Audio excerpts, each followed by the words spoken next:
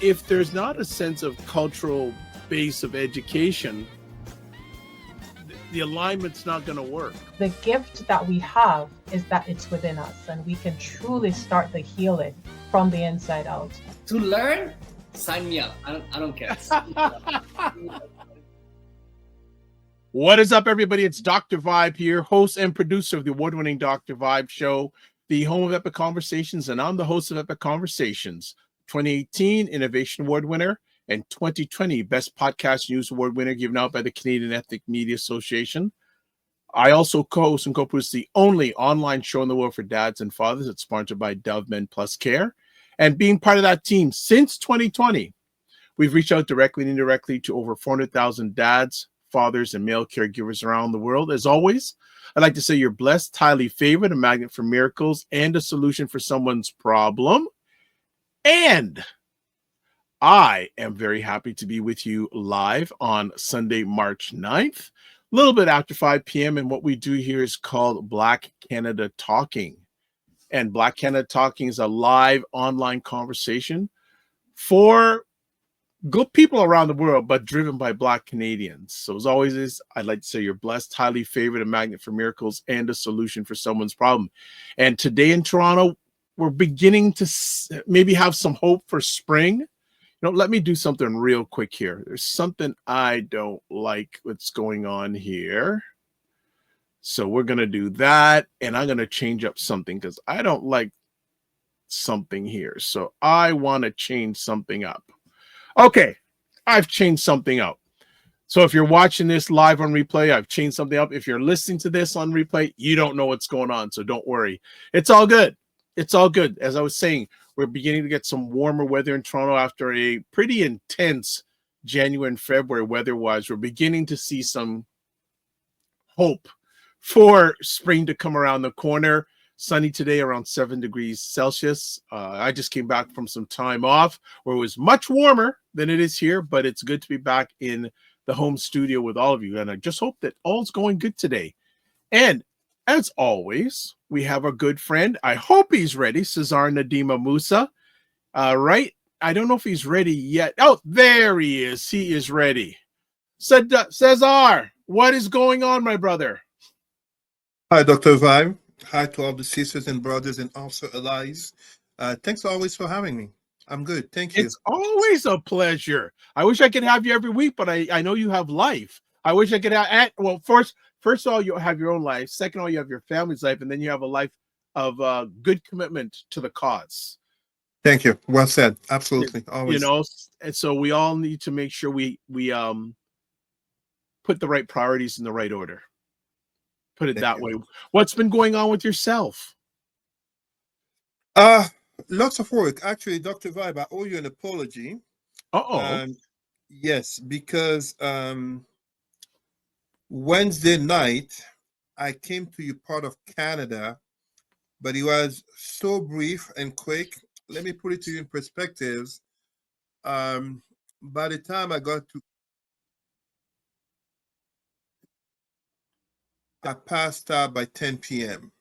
I am not someone who usually goes to bed before midnight, but that's how tired I was because I had left home, otherwise since Monday morning, going through agencies after agencies all the way to Toronto for the Power Up Conference on Thursday, which is about Black child welfare, Black youth in child welfare. Okay. And it was held at Centennial College. Oh, my brother, that's like 15, 20 minutes drive from where I am. I would have loved to have seen you in action. That's why I say I apologize even more because guess what happened? What? I literally came. I picked up a great combo at the Suya spot on Scarborough. Okay. Made it to the hotel, and listen, I was so tired I didn't even finish my meal. I passed out. And then the day after, of course, I wake up for the conference, and I want to try to beat the Toronto traffic. So I literally left, soon as I delivered my speech. God, no, smart. No, smart. Yeah. driving like 5 hours straight back home. Ooh. So, How do you do it, man? well, you got to rest. For one, you loving your job is a big thing. Yeah. Now, I also want to put it in perspective for people.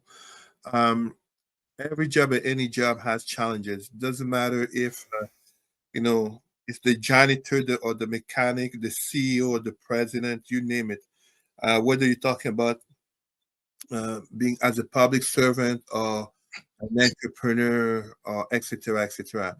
In my case, while there are certain considerations to have in regards to the challenges that I face in terms of my work, number one, uh, and this is very important, all couples, notably blacks, of course, face challenges. Relationships are not easy. No.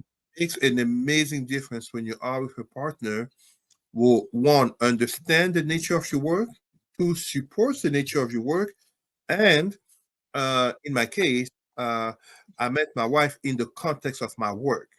So she understands and she supports it. And that's why, um, you know, if I'm very frank, 80-90% of the time, our daughter is with her mother, you see? Wow.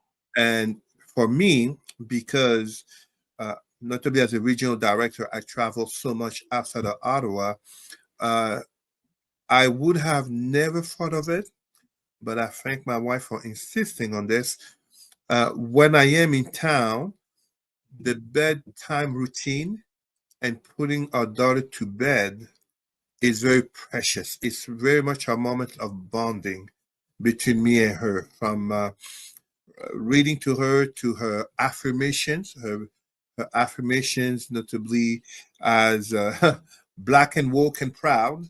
And Hmm. uh, it makes such a difference. And of course, in my case, my first career greatly involved me going from conferences to conferences, cities to cities, hotel to hotels. And I like that. Of course, when you're single without children, it's different than Sure. 20 years later, etc. So, and then I take breaks. The en route, the en routes are my friends.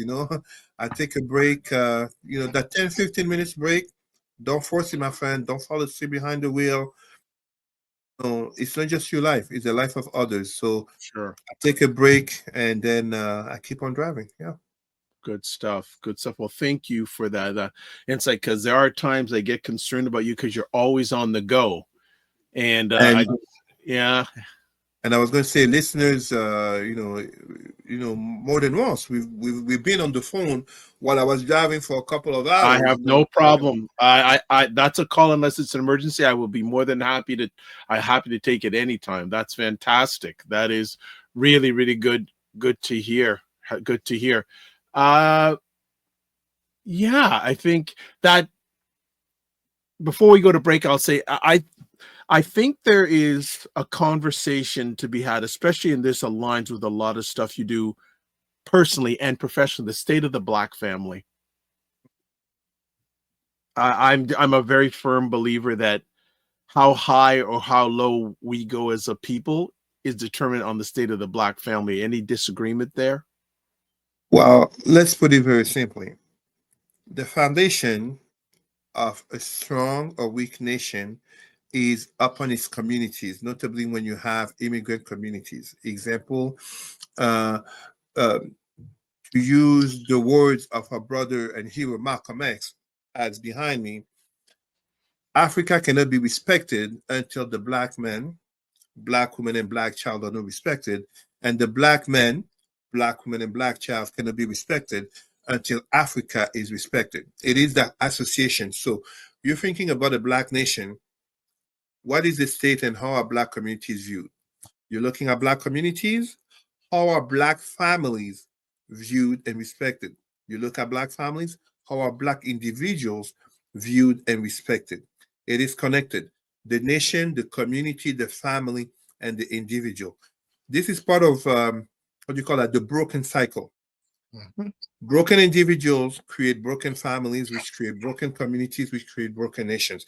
You want to understand the state of a nation that is broken. And I don't want to give credit to Orange Man Donald Trump, But when referring to African nations as countries, of course, it's racist. But we also have to be truthful that the state of our nations is in parallel to the state of Black communities outside of the motherland, outside of the Caribbean, but also even within Afro Canadians, Afro Americans, Afro Brazilian communities, because too often it is a reflection of the state of Black families and Black individuals.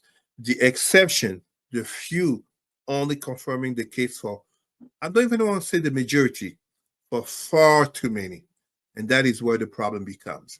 Far too many fit the stereotypes. And I'm absolutely not a Black Republican, Black conservative, or, a Black self-hating. But we have to be able to recognize that, to give an example, as we talk about the Black family, we can contrast Bill Cosby's speech regarding pulling up your pants as if, Yeah. as if, Yeah. but respectability politics don't erase racism. So we can contrast that with another one of our heroes, Martin Luther King, talking about the bootstrap. It is not enough to just uplift or whatever, lace your boots or pull up your pants for racism to end. However, it is also truthful that all the efforts that we put on ourselves will only help to uplift us as a community. Perfect example, the perception that we have of the, how do you call that, Chinatowns are directly related to the perception we have of China. A strong China makes people be more respectful or fearful of Chinatown. Perfect example, New York Mayor, former New York Mayor Rudy Giuliani, aka America's mayor, he had an informal policy of targeting and harassing Blacks and Latinos. Meanwhile, Jewish and Chinese in New York City were told by the cops to be left alone. Stop It and is frisk. Stop and frisk. absolutely. Why stop and frisk some? Why not stop and frisk others? It is subliminal, but it's very in the subconscious a reflection of geopolitics, but also a reflection of race and racism, and a reflection of the perception that we have of the others. And it's so insidious that we also have these reflections among one another in terms of our level of Blackness, whether coming from the motherland or from the US, etc., or light skin, dark skin, broader nose, smaller nose, etc., etc. And I'm saying this very truthfully. Just look at what happened 31 years ago, the genocide in Rwanda. They got divided by foreigners who played on uh, created markers that eventually led to a perception of different phenotypes leading to a genocide. All right. We're going to cut it there because we better go to break. All right. We will be back in about 30 seconds. And then we're going to get into at least 2 or 3 conversation pieces. So keep it locked. We'll be back in 30 seconds. Think and Talk, a show where Black Canadians come together to have real and filtered conversations about life, culture, and community. Brothers, what is up? A lot of kids just there just have no engagement whatsoever. They're literally just letting the days go by and they're not advancing in what they need to know. We really don't give enough credit to how much impact our unhealed trauma has on the future generations. I realized what we were doing had a great impact within our community. That is Black Men Can Talk live on Sunday evenings in a few hours from now, 8 p.m. Eastern Time, 5 p.m. Pacific. Myself, Paul Osborne, and Kofi Sadat giving lenses of Black manhood from a Black Canadian male point of view. Let's get into some stuff before we get it going. Subscribe to the Dr. Vibe Show and on YouTube and hit the notification button. Please, if you haven't shared it out or you haven't liked, if you're up to it, share it out, like, notify, etc. Follow Dr. Vibe on Facebook, YouTube, and LinkedIn, the Dr. Vibe Show. Also, to advertise your business, product, or service on any of the platforms that I'm a part of, please email me, dr.vibe at the dr.vibeshow.com. Can't forget Indie Suit TV, powered by Dr. Tachi. It's an independent content creators network, about 30 independent content creators. And It's been going on for almost a year now, over 23,000 YouTube subscribers. And people say, oh, that's a lot. It is a lot because only 4% of all YouTube channels that are out there have over 20,000 subscribers. Go figure. Go figure. A lot of the content you see here is repurposed on that platform. And then finally, if you want to get a hold of Cesar, his email address is president at Roots and Culture Canada. And then Facebook, Cesar Remy Emery. All right, Cesar, we are one day past it, but I think it's important because you have two ladies in your house. Let's talk about International Women's Day. Well, I think it's important to acknowledge it just as acknowledging Black History Month, but it's even more important to remember it is not a day just as it is not a month for Black people. It is every day. It is every day that there are basically aggressions on the woman's body, on the woman's mind, on the woman's soul. Now, I am not saying this simply because I have a wife and a daughter. Something I've been saying for years in my conferences and trainings to public servants and senior leaders has always been about how, as a man, you should not wait to have a daughter to care about women's rights. This is not just coming from a man who, if I recall, was one of two men in a gender studies class in university with over 50 ladies or over 40 ladies. This is coming from a sense of social justice and the very Pan-Africanist notion, not that behind every great man there's a woman. That is a white, Western, but truly Abrahamic and Brahmic as Asian notion of gender relations. It is not African with a K. The African version is very much next to a great man is a great woman, as next to a great woman there is a great man. It is a notion of complementarity.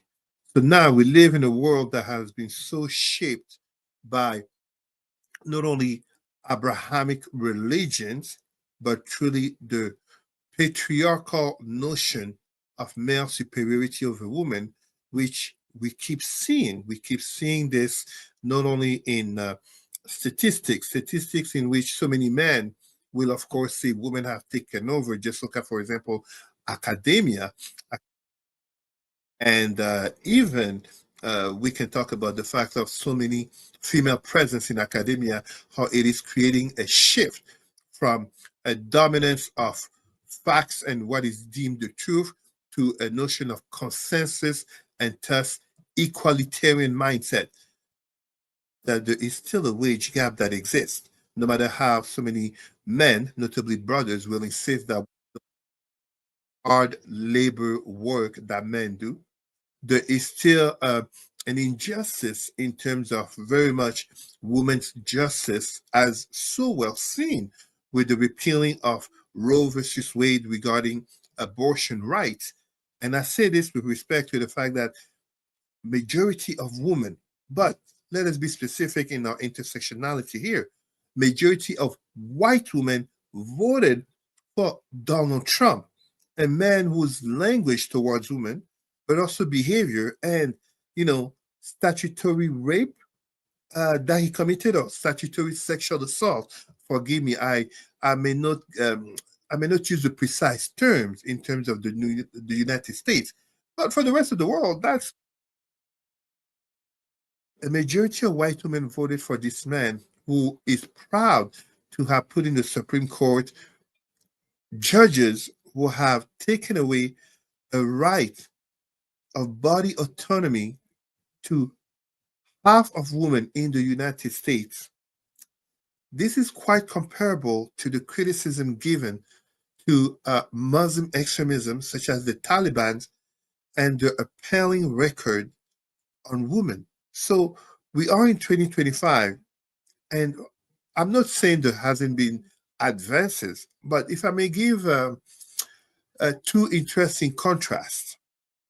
We are in 2025, and yet in anthropology, it is absolutely factual that the black woman in Kemet, ancient pharaonic Egypt, Black Egypt, 3 to 4,000 years ago, had more rights than today's white Arab woman in Egypt under Muslim rule, and even more rights than the white Western Christian culture woman in the Western world. At the same time that I'm saying this, let us be honest. We are in 2025. When has America ever had a female president? When has Canada ever had truly a female prime minister? Kim Campbell was a check mark. She wasn't truly a prime minister. She was a check mark to say there's been a prime minister, aka let's save Brian Mulroney from the humiliation of the expected defeat he would have suffered. When has France ever had an actual female president? Oh yes, the UK had the Iron Lady, Margaret Thatcher, and there's been two since. But truly, we can look around. The exception confirms the norm. Germany, Angela Merkel, the exception confirms the norm. Do we need to talk about Russia? Since when? From the Soviet to, to Boris and now Vladimir Putin? China? You got to go a couple of centuries to find a Chinese female emperor, like many centuries actually, because there was only one, by the way. For anyone who wonders, there was only one. But the point that I'm just trying to say is that we live in this world. We talk about humanity, but we look at the dominant ideology in humanity, which is religion. All religions are created and shaped by men in the space, time, and culture for their own interests and profits. And in all the religions, women are second-class citizens, if citizen can even be said to be the case. And now we find ourselves, notably through capitalism, where the exploitation of women is notably apparent with climate change. Women are on the front line of the suffering that comes with climate change because women are the primary caregivers of children. And whether we're talking about food, whether we're talking about shelter, I almost hate to say it, and I'm definitely not a feminist, it is a lot easier for a man to walk. And when I say walk away, let's be careful. Many men die and risk their life to better for their families, notably in the African context, dying in the Mediterranean Sea, dying in the desert, illegal immigration trying to come to the United States, to Canada in order to send money back home. Please, you will never hear me be anti-male or diminishing the plight of men. I am a man myself, and I'm not a feminist, and I have suffered, including false accusations. However, let us not be hypocrites. Women are the primary victims not only of religion and patriarchy, but climate change and so many other things that are coming in this world. So when we talk about International Women's Day and we have, I can't help, but I must mention it. We have a man, arguably the most powerful man in the world, in the White House, talking about he's going to protect women's rights because he's going to remove transgender athletes from competing against women. Meanwhile, this is the same man who basically is proud to have repealed Roe versus Wade. It is an ironic and comical thing to observe, and even more comical because so many women support him.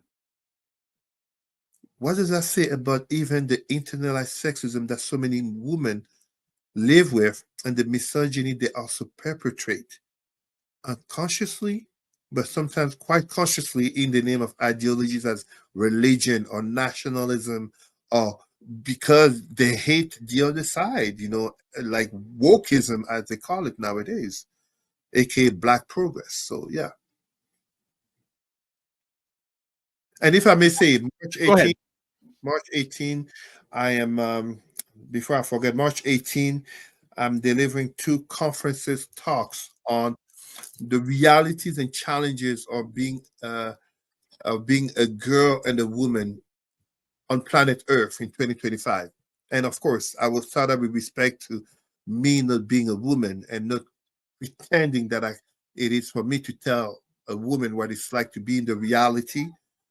But I don't think I need a vagina to know that there is a safety concern for a woman, whether she is deemed low in society as a street worker, aka prostitute, or high in society as a CEO or the daughter of. There is a safety concern for any woman and all women in terms of going to the parking lot the later it gets in the day. So that is a fact that's there. Just a moment. I'm on the shows as a go with mama, please. You want to say hi? Dis bonjour. Hi. Bonjour. Okay, go ahead. Sorry. Mama, can you get Zaza, please? Okay. No Probably 5:30. problem. She has to go for her walk. Okay. Zaza, Sarah is calling you. Go. She likes the camera. I know Zaza, she go. does. Now she's got.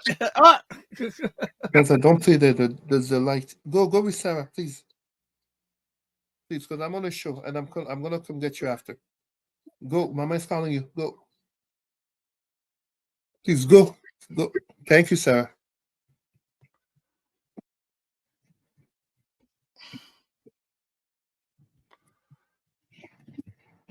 Go. Thank you, Sarah. Close the door, please. Yeah, no problem. I just one more question before we move on to your favorite president. How do you feel because we're right above the United States, how do you feel about the social political climate in the US and how it's affecting women? You mentioned briefly how a number of women voted for 47. What, with these tumultuous times, what impact, good or not good, do you feel is having for women? When you talk about impact, one of the first will be a growing polarization, if it was ever needed, actually, in terms of in terms of two presidential elections, majority of white women having voted for Donald Trump and over 90% of Black women having voted against Donald Trump, it will impact so-called friendships. It will impact a so-called perception of allyship, notably in terms of how we have to be careful. Not all white women support Donald Trump. Actually, many don't. But even for themselves, there has to be a reflection of how do I belong to an identity that so much supports someone who perpetrates hate in the claim of caring for the nation, but truly white supremacy, patriarchy, aka making America great again, aka let's go back to the 1920s. I used to say 1950s. I'm coming more and more to the conviction it's the 1920s that he's trying to go back to. So it will also affect Black women as we saw after the Obama presidency, then the Trump presidency. It will impact more Black women in becoming more, I don't want to say radicalized because that's not the term, more conscious of politics and notably to become more involved. When we look at some of the non-white women in the U.S. Congress, aka the Squad, and even others such as Representative, I'm forgetting her first name. I apologize. Crockett. Jasmine Crockett. Jasmine Crockett. There you go. These are the results of a Trump presidency, but also of an Obama-inspired notion that you Black and you're a woman, that intersectionality of race and gender, how can you not get involved? How can you not have an opinion, but even better, a factual word on the issues of the day that directly impact you? When I say directly impact you, Black women, Donald Trump's state of support to police, umbrella support to police, aka even they're talking about with J.D. Vance pardoning Derek Chauvin. Aren't black women the mothers of black children? Trayvon Martin, Mike Brown, George Floyd. These are the mothers of these men that I'm talking about here. And I didn't even mention Sandra Bland and so many other black women whose name are too often not mentioned, aka hashtag say her name. So black women, beyond the conversation on economics and inflation, the price of eggs and gas, ultimately, like I was saying, black women's bodies, mind, and soul, they are the mothers of the members of this community that become the targets like practice shooting of white supremacy on steroids. Let's be fair when we say that. It's been worse to be black in the US, just as in Canada decades ago. We go back 60, 70 years ago. As I said before, Africans were not welcome to Canada. Caribbeans were not welcome to Canada, nor to the United States. But this is the situation in which we are in. This white lash will impact black women in the body, mind, and soul, as they are the mothers of the community. They are the mothers of the black nation. And it's not enough to simply think it's just an election or to even choose not to vote. It becomes truly a matter of life and death, because those policies, and when I say policies and laws, I'm not just talking at the federal level of presidential election. I'm talking about the city. I'm talking about who is your mayor, who are you councilors, who is on the school board. They will have a direct impact on the quality of life of your children, on the potential future. You want a perfect example? I live in a neighborhood where I don't have to worry or wonder if garbage will be picked up. Meanwhile, we know there are too many neighborhoods in which people are not sure if garbage will be picked up this week or the next week. So let's be honest about this conversation. International Women's Day is not just a matter of March 8th or even International Women's Month about the month of March. No. Just as white history is every day on TV, every month on TV, channel, you will find something about White History Month. Not a day goes by without a documentary on World War II, World War I, or some war between the royals or some political situation, etc., etc., where all the actors and main actors are white, and you really have to dig in or have a certain mind to look at the black narrative, a black aspect of it. So white history is on every day, every month. It is for us to be sitting at the intersectionality of race and gender to show support not only to women, but especially to our black women who, even as we talk about women, and I gave a perfect example. There is white feminism, and there is, I'm forgetting the proper term. There's white feminism, and there's, yes, intersectional feminism. Because even in feminism, just as in the LGBTQ movement, and pretty much in everything, there is racism. There is racism. The realities of being a black president, aka Obama, was not the same as the rest of the other president, aka he was still referred by the N-word. So let us just imagine beyond Kamala Harris what it could be like to be a black woman president. Will there ever be one? Is America ready for one? Tell Obama 2028, 2032? Maybe. But that's not the reality right now. The reality right now is a man who had the comments on the Access Hollywood tape. Is a man who basically committed statutory sexual assault or sexual rape. Is a man who basically is proud to have removed Roe versus Wade while claiming to support to protect women because he's attacking phenomenon of transgender athletes, a minority of a minority of a minority LGBTQ are a minority in society. Trans are a minority among LGBTQ. Trans athletes, just as trans will have transition and having children, are a minority of a minority.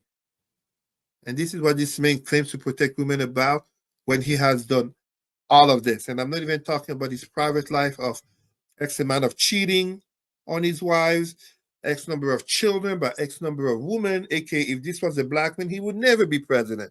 We all know that.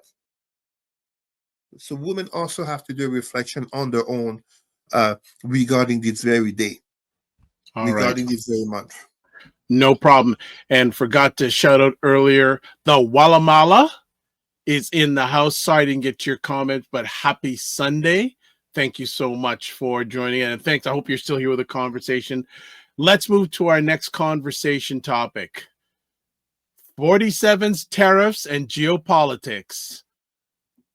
Where do you want to go with this one, Cesar? Well, let's put it this way. More and more Trump's voters are starting to realize the price of the vote.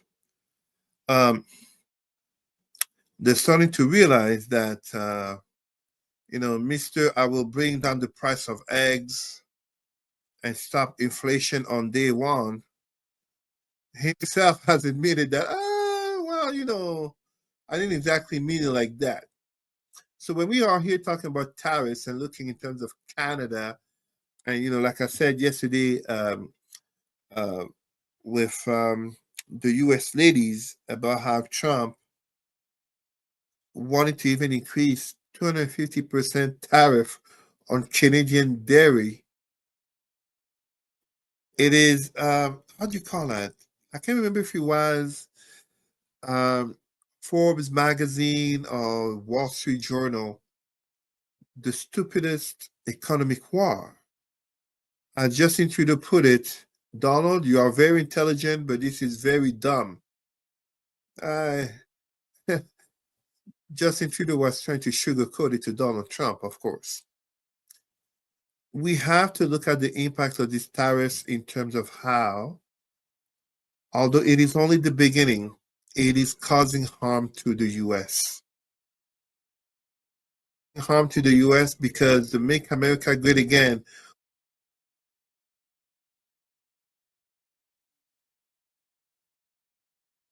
to living a century later, 2025, on a planet where even notably him talks about colonizing Mars in the next 4 years. Something unlikely to happen, as Elon Musk, back in 2011, if I recall, talked about colonization of Mars to begin 10 years later, 2021. And yet, here we are. Elon Musk satellites falling off the orbit. So Mars. But the tariffs and the geopolitical impacts in a multipolar world in which we live in terms of Canada, a growing outlook that we need to diversify our partners and rely less on the USA. It will be hard. It will be forward, threatening with the electricity, not only an increase in terms of tariffs on electricity to millions of Americans, but even talks of shutting it off completely.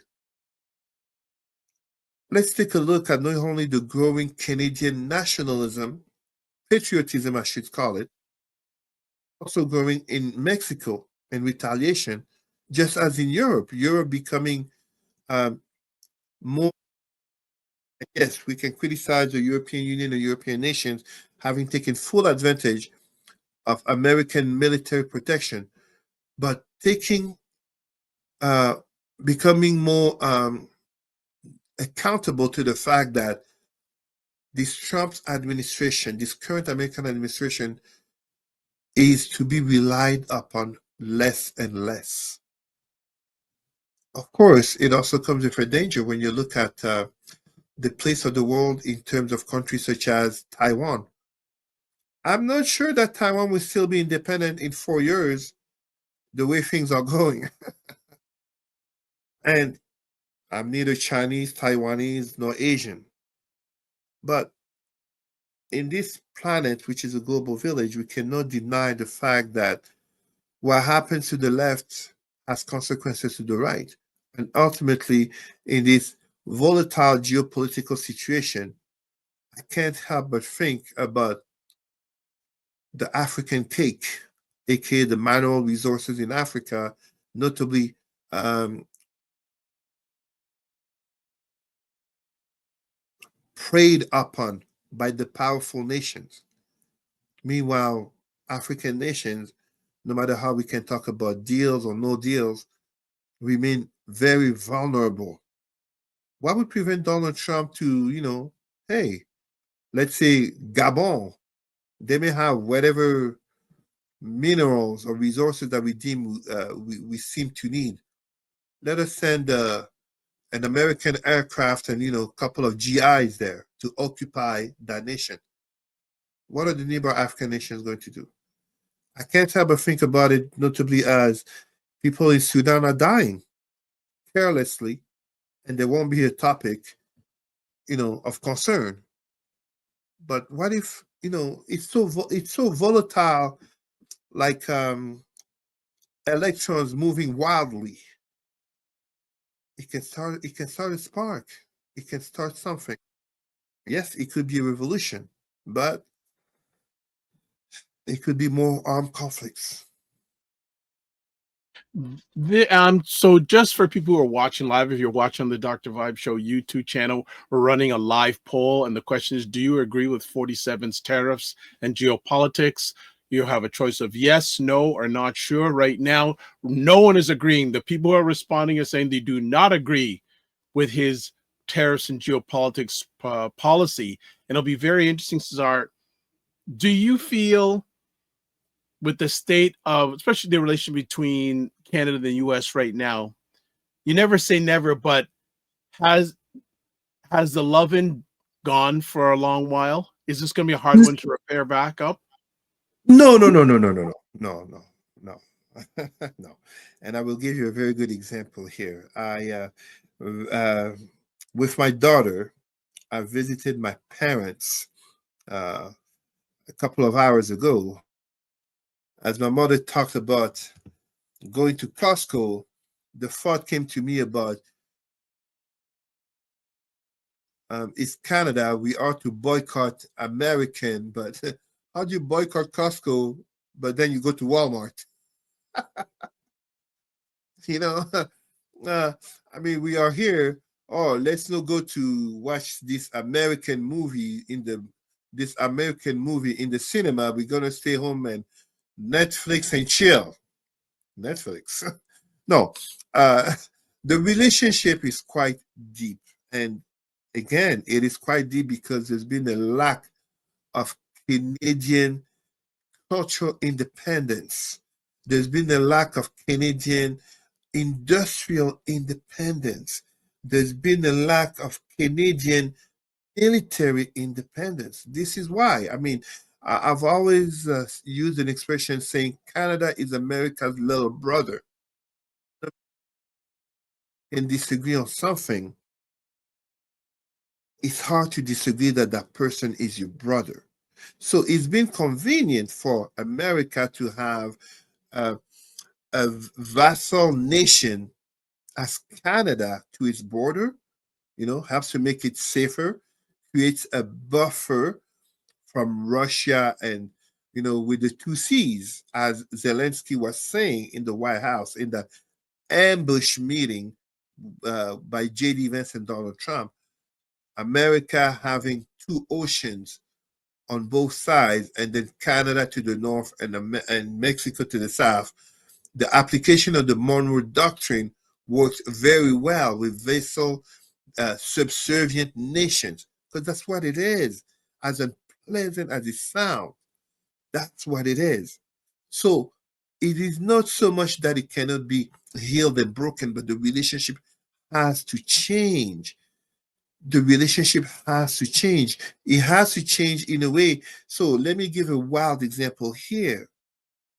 GM, Ford, etc. Why is it that we have the factories don't have the Canadian, at least one Canadian car brand, Canadian made and owned? Why then? Why don't are we a G7 nation? Why don't we? Why can't we?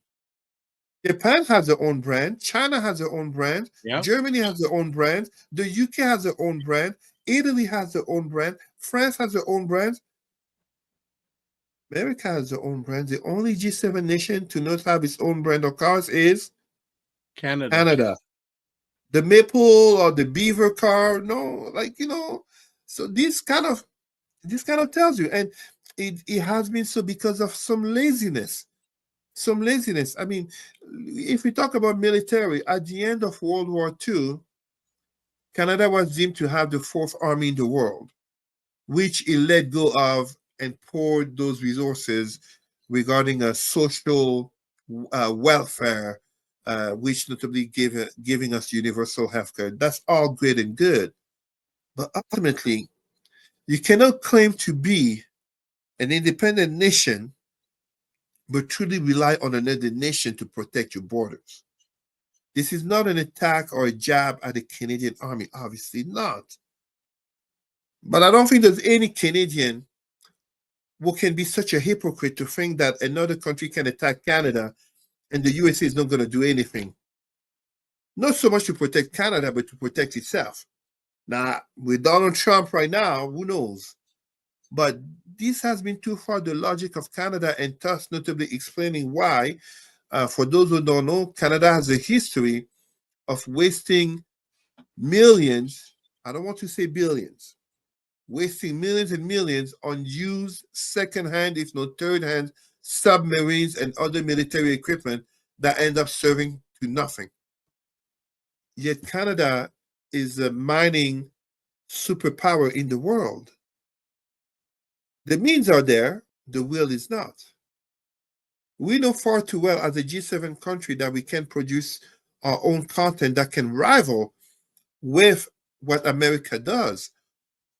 But on the culture scene, Canada prefers to be a land of cheaper production, thus American productions coming to Toronto, coming to Montreal. You see what I mean? That's how close the relationship was. But with Donald Trump, as much as we can criticize what he's doing, it reveals the toxic nature of dependency in which Canada was in.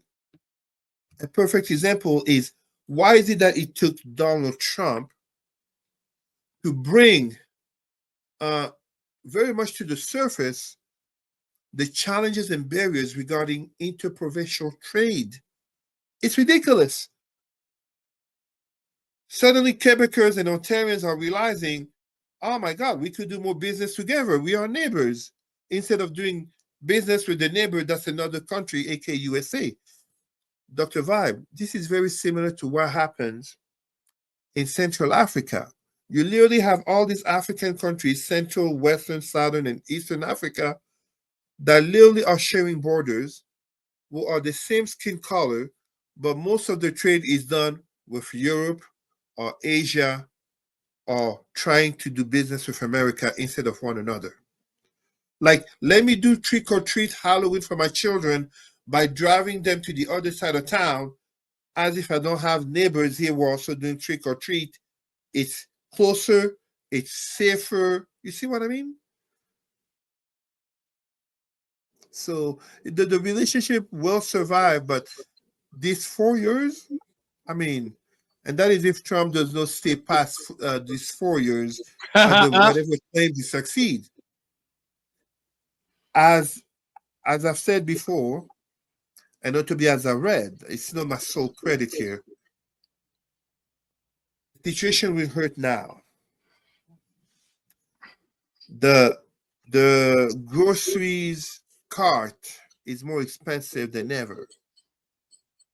But in the long term, Trump will do more bad to America and more good to the world. It is unfortunate, but this is the price of democracy when you end up having millions of brainwashed people who didn't care about Trump's racist, sexist language and still voted for him. And now many of them are realizing that voting for Trump doesn't save you from being chainsaw cut by Elon Musk and his musketeers. So I don't have sympathy for the Trump voters, nor for those who didn't go vote, because they are accomplices in what is happening now, and as they will feel that impact. Well, it'll be very interesting. And we talked yesterday. Cesar was a special guest on Prime Time with Aisha and Lala. And there seems to be some disruption right now in the 47 cabinet, especially between Yes. Elon Musk and Marco Rubio, and another, I think also the transportation minister. So it's going to be very interesting. And one of the commentators made a very interesting statement saying that Republicans know how to get elected, but they don't know how to govern. Yeah, look, let me put it to you in perspective, Dr. Vibe. I've said it before on your show. There is a political concept about how and why Kansas, overwhelmingly a white state, keeps voting Republicans, although Republicans, when in power, which is pretty much always, don't vote laws and policies that are good for the average and poor Kansas white person. These town hall meetings where Republicans voters have been running away from, that's also been happening in Kansas. So until the Republican Party can literally pull themselves by the bootstraps, until they basically dare to grow a spine to stand up to Donald Trump, the man who has collected so many impeachments, so many what do you call that? The cases that he had, I can't remember if it was 94 or Lawsuits. Yep. He's like, until the Republicans, Congress and Senate, to stand up to him, the Republican Party and the USA will suffer the consequences of bringing back to power a man who has quite unusually been honest about coming on a campaign of retribution, but also fear and control, aka white supremacy. And I'm so glad I just remembered to mention this. We are in 2025, meaning a little bit more than 100 years ago, 1917, if I'm correct. Donald Trump's Donald Drumpf, Drumpf, grandfather came to America, an immigrant who did not speak English. A little bit more than a century ago. All right. Don't want to keep Cesar for too much longer because I know the boss of the house will probably be coming in momentarily. But as we speak right now, Yes. Canada is getting a new prime minister. The Canadian Federal Liberal Party race is ending. And while we were on live, Justin Trudeau gave his last speech as Prime Minister of Canada. They are saying we're at 5:02 or 6:02 Eastern time in Canada right now, and they're saying probably by around 6:30, probably a little bit after this conversation finishes, Canada will have a new Liberal leader, and then they will have a new new prime minister. Just interesting, and I'll let Cesar comment, though, of the nearly 400,000 Liberals who are registered to participate in this election, the party says only 151,899 votes were cast. So with that background, any thoughts about the leadership race, and also any a remembrance of Justin Trudeau and what the future holds for this country and that party? There's nothing special that I'm going to say in thinking that Mark Carney would be the likely winner, aka the next federal liberal boss, chief, leader, and thus interim prime minister until the next federal elections. Chrystia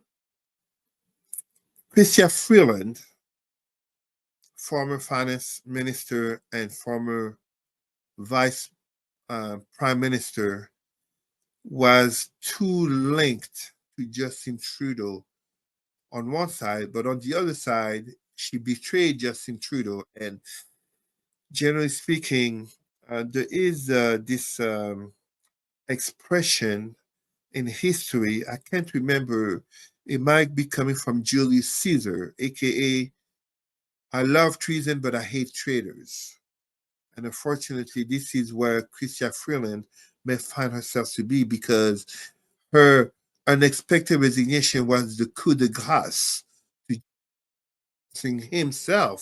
forcing him himself to resign.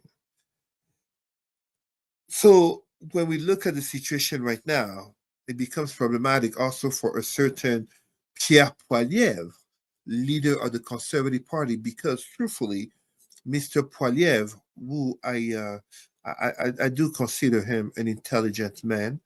This is not the question, and he's definitely eloquent. Uh, for all that blue is my favorite color, uh, Mr. Poilievre of the Conservative Party, aka the color is for the American viewers. Blue is the color of the Conservative in Canada. Red is the color of the Liberals in Canada. But Mr. Poilievre has been a career politician since age 26, compared to Mr. Carney, who has been a professional, notably in finances, aka Bank of England, Bank of Canada, for many years. So, for many people, I am absolutely not saying that uh, Mr. Carney would win the federal elections, but clearly, one has more experience in terms of the crisis that Canada is facing regarding dealing with tariffs from Trump, but also dealing with Donald Trump as president, when for too long Pierre Poilievre pretty much identified as Trump of the North, for all that he says that he's not MAGA and Trump says he's not MAGA. But as I said and repeated it, Donald Trump, January 6, 2021, supporting the insurrectionists. Pierre Poilievre, February 2022, supporting the Freedom Truckers. Uh, Freedom, D-U-M-B, by the way, because if they were not white men, we know very well what their fate would have been, just as January 6th, if they were not white men, we know too well what their fate would have been. So the similarities, notably in terms of conservative, are too striking along race and politics. So the impact that I also see here is in terms of Trudeau, well, something that I will mention regarding Pierre Trudeau is how, sorry, I said Pierre Trudeau, the father, Justin Trudeau. Back in 2009, the deceased king of my tribe, of the Sawa people, came to Montreal. And my father, as a noble of our tribe, sat at the table of the king. But the king also met a promising Canadian politician named Justin Trudeau, son of the former greatly revered prime minister. So I do remember Justin Trudeau from those early days in politics.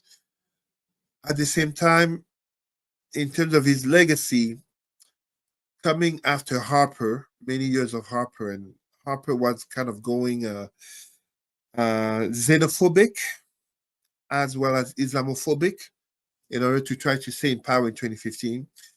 Justin Trudeau represented a hope of change, but also a return to the liberal and a more welcoming Canada, kind of like what's happening right now with the United States, which is, I don't want to say going into the dark, but going into a less glamorous age. Trudeau represented that hope of change, which I will not claim it has necessarily failed, but from The scandal of SNC Lavalin and the ladies that ended up basically kicked out of the Liberal caucus and the consequences that it had. Um, but also Matter, aka George Floyd protest in 2020, I am on record clearly saying that I did not support him taking a knee. Taking a knee. No, no, no, no. It's the policies and the proper management of policies, politics, and laws for the advancement of Black people that is needed. When we look at that, one of the things we have to accept, the Liberal government did give monies for Black people, but it was grossly mismanaged. The trickle down to the average Black person, and I'm saying trickle down, didn't really occur. Black lives have not been improved because of the millions that the Trudeau government gave to the Black community, because it really went to few Black organizations and individuals. And at the same time, concretely, what has been the change? Little to none. In the same way as in saying this, yes, it's great to have recognized the decades for people of African descent. Absolutely great. Next month, I will be at the United Nations headquarters in New York as a Canadian delegate addressing the fate of Black peoples in Canada. But truly, for the average Black man, woman, child, and senior, Justin Trudeau has not improved their lives. He hasn't had that. He hasn't had that impact. There are those who did benefit and who are notably worried about a conservative back to power. But for those like us at Roots and Culture Canada, me and CEO Ketcha Peters, it doesn't matter who's in government. We serve the cause of our people and we serve social justice. But for many, the funding, aka salaries, truly came because it was Trudeau and the Liberals in power. Let us dare to have those uncomfortable but truthful conversations. Because right now there are people who are nervous as um, accountability is being sought and they might risk notably legal consequences from the management of funding money. But again, for the average Black man and woman, youth and senior, it has had no impact to them. They didn't see the dividends of Trudeau putting his knee down, acknowledging the decades for people of African descent, or celebrating Black History Month, such as at the Canadian Museum of History/Civilization. I'm not here to really to address how Trudeau could have done better regarding blackface or brownface or wearing an Indian outfit when in India. No. But in the long run of things, it may surprise people. I believe he will have a more positive judgment from history than many would think right now. And I'm saying this because when Mulroney left politics, just as Jean Chrétien after him, just as Pierre-Éliott Trudeau before him, when they left politics, politics, the hardest part is to get to power. The second challenge is to keep power and then to maintain it. When they left, it's pretty much because they're forced to leave. They're at the bottom in the statistics.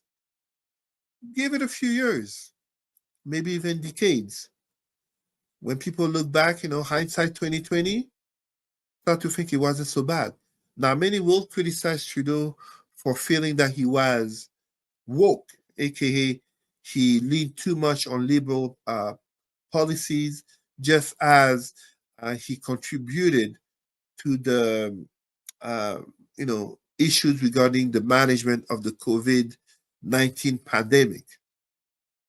But still, I think in the long run, Canadians and history will judge him more positively than right now. Well, by the time we're alive next, we'll have a new prime minister, and certainly we can see the forecasting. A lot of reports had before Prime Minister Trudeau announced his resignation in the polls. The Liberals were over 20 points behind the Conservatives. Now they're saying it's a neck and neck race, and some polls out there saying that, the Liberals may pull this off. Interesting observation too. Going into this election, I think it's one of the few times in Canadian political history there's at least commonality that 47 in America, they're all against that. So there's going to be some commonality. One last point I want to ask you, Cesar. Say all the stuff came down with 47 and Trudeau was still prime minister. Would he still win? Would he open an election against Poilievre? If all this was going Okay, down, say Justin Trudeau didn't resign and 45 doing all the stuff he is doing right now, would Justin Trudeau still have a chance of winning an election? I don't think so. But Okay. the reason I don't think so is because, and this is actually a continuation of what I was saying, that Canadians in history will have a better look at Trudeau. Since Trump has come to power January 20th in thunderous fashion with the signing of executive orders and I'm going to impose 25% tariffs, Justin Trudeau has been pretty remarkable in his adjustment. I mean, some people will make a mockery of the fact that he was a drama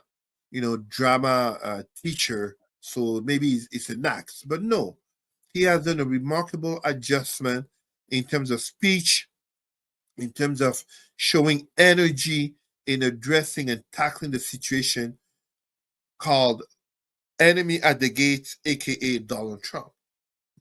But if he was still there, the residual, it's less anti-liberal but more anti-Trudeau sentiment would have been too strong in terms of the association of the party with his name and face. You have to take a step back to give an opportunity to someone else to shine. And when I say this, just look at Chrystia Freeland. If she can't shine within the own party, she's not likely to shine in the country itself. I'm saying this not knowing whether Mark Carney or Chrystia Freeland has won. And I'm saying this without any disrespect to the other two candidates, but these were the two front runners. However, what we have here is that Pierre Poilievre is less disliked in terms of Canada than the threat of Donald Trump. But Trudeau having been here in power for what would be today his 10th year, there is a certain erosion of power, a certain erosion, a need for change, especially in a federal system in which the very nature of alliances and majority can shift so much. Trudeau was able to avoid elections since the last federal campaign, I believe 2022, if I'm correct, because of his alliance with the NDP of Jagmeet Singh. What will happen if the results are close? What will happen? Because if the results are so close that the Conservative win, but with a minority, it might be a minority that is useless, because if the Liberals get enough vote and the NDP get enough vote, and then you get not the Green, but the Bloc Québécois, it becomes quite an interesting situation in Canadian politics, with the fact that all are united regarding Donald Trump and his politics towards Canada. But still, are we having a new Liberal leader heading towards federal elections, for new federal elections to happen right after? because the situation becomes unmanageable. I absolutely don't suspect that whoever would have won, including if it was Trudeau, that it could have led to a conservative majority. But to answer your question, I don't think Trudeau could have won if he had stayed, despite the anti-Trump rhetoric.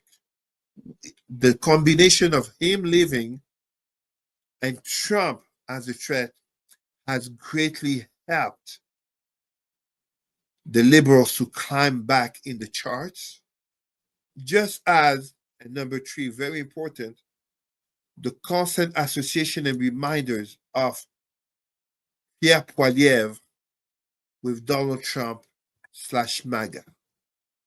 Even though he denies it, but that's exactly what it comes off like. Conservative in the US, aka Republicans, conservative in Canada. So yeah. Yeah, well, all his commercials in the past, and he said he was really aligned, and there's a lot of things that he can't deny. So he's caught. He's caught. There you go. There He's you go. caught. So He's caught. and in many ways, it's a bit hard to blame him. In 2016, forget 2016. We just need to go back last year. What would have thought that Canada and the USA would be in an economic trade war? Basically, USA is in an economic trade war against Canada, Mexico, China, the European Union. The whole world. The whole world. Exactly. Nobody saw that coming last year, but this is the reality that we live in. 100%. Well, as always, Cesar, I want to say thank you for taking the time. That we have one or two comments here. Michelle Baptiste has a comment. Hello, Michelle. Her comment en français. Thank you for your enlightening commentary, Cesar. Merci, Michelle. Thank you. Very nice. Very nice. And as always, good to see you here, the food plane. Thank you so much to have you here. And then also, Michelle says, all is good, thanks. So good to have you as always. I want to say thank you to Cesar for taking the time out of his positive, productive schedule to hang out. It's always a pleasure. Always a pleasure. And again, if you want to get in touch with Cesar, his email address is president@Roots and Culture Canada. Also, you can get a hold of him on Facebook at Cesar Remy Emery. Anything we need to know that's coming up other than you coming into Scarborough and leaving Scarborough quick? Anything else before we let you go? Work and finding out in a few minutes who the next Liberal leader Yes. is. But truly, I would encourage our viewers to pay attention to what's happening in Africa for the 3 African countries of the Sahel, Mali, Burkina Faso, and Niger. They are showing a pathway for true African independence, whether it be in agriculture and industry, or military decisions, or even something as simple, Dr. Vibe, as the interdiction of African lawyers and judges to be wearing the European-style wigs in court. We are in 2025. People understand, in 40 degrees Sahel region of Africa, you had African lawyers and judges, aka the elite educated of society, who were literally in 40 degrees weather wearing these alienating wigs. So when I criticize wigs for our sisters not to wear them, trying to look like white women, the elite of too many African countries, peacocks, are wearing these 18th century, 17th century white wigs to show intellect, to show authority. It's pathetic. In the Sahel region, notably Burkina Faso, they have said enough is enough. No more of that. All right. As always, my friend, to you and your family, don't just manage your time, manage your energy. Remember to give yourself grace. And if you're not making money, make history, and you're doing both. And also make it better, which you always do. Thank you so much for taking the time, as always. Be well. Thank you. All right. That is it for another episode today of Black Canada Talking. And before we call it, Subscribe to the Dr. Vibe Show on YouTube and hit the notification button. Also, like the Dr. Vibe Show on LinkedIn, Facebook, and Instagram.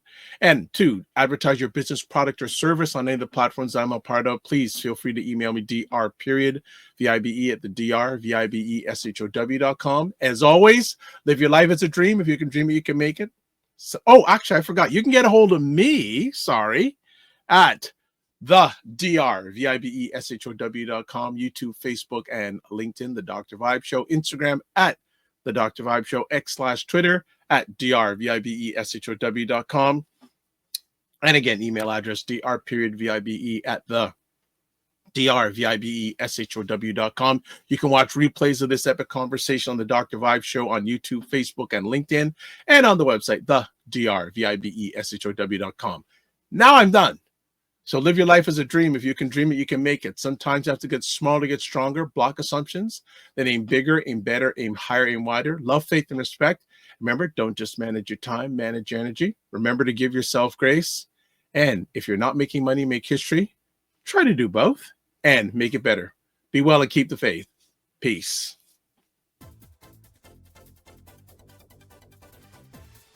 Just take a quick moment. Yeah. You just introduce yourself. Let Dr. Vibe welcome you into the show. As I told you, Dr. Vibe. No. I welcome. I'm really good to have you here. I didn't want to. You were on a roll. I didn't want to interrupt. You were on a roll, but In an award created by whites, dominated by whites, run by whites, and you're a billionaire, bro. FYI, I don't. It's probably the first time of the year that I use the word bro. yes, it is. That's the first time, as long as I've known you, you used it. My daughter would laugh. But for many people, the economy ain't great. There we go. I saw that.